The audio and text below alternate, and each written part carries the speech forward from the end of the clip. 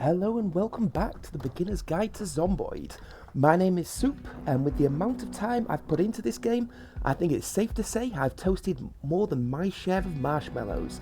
In this episode, I'm going to show you how to make throwables and use fire properly. If you haven't had chance to watch the previous episodes, I would recommend you do so now, as there are techniques in there that we will be using again. When it comes to starting a fire, there's only really two main sources, unless you count leaving the kitchen on, and that's Molotovs and Firebombs. Now, anyone can make a molly by grabbing a bottle of bourbon from one of Kentucky's many bars, motels or liquor stores.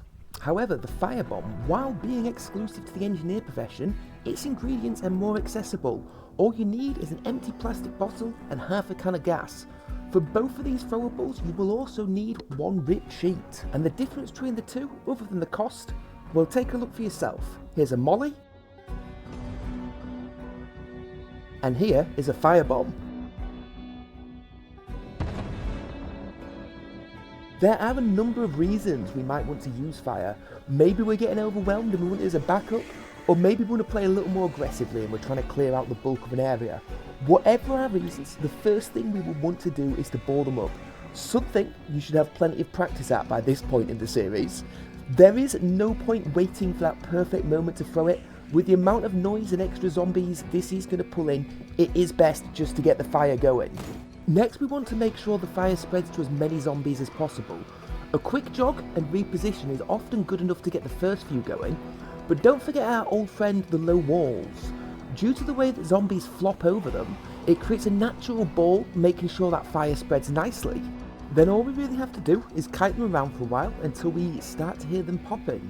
With a big enough fire, we can get a rapid fire pop, which is always music to my ears. And one cheeky trick I often do is to wait until they start to pop, which means zombies must be low health, and just start whacking them. This can be done safely with the swing, spin, and step technique. This is actually great for leveling our weapon skills. Zombie gives experience points in two tiers. Low amounts for trying something, high amounts for doing something. In combat, this means while hitting will give us some experience, killing will give us more, and when all zombies are low health, the chance to kill is very high. And if we do want to get more creative with fire, we can combine it with noise sources, such as the police siren or noisemakers, to get a lot of zombies into a very small area, making sure that we can do maximum damage. And that is it for this week. At this point in the series, we've built ourselves an arsenal of methods to deal with the zombies. Now that that's covered, it's time to look into the rest of the game, and that's going to be the focus for the next part of the series. So join me next week as we look at Soup's recipe for survival, starting with a few fun builds to get us going.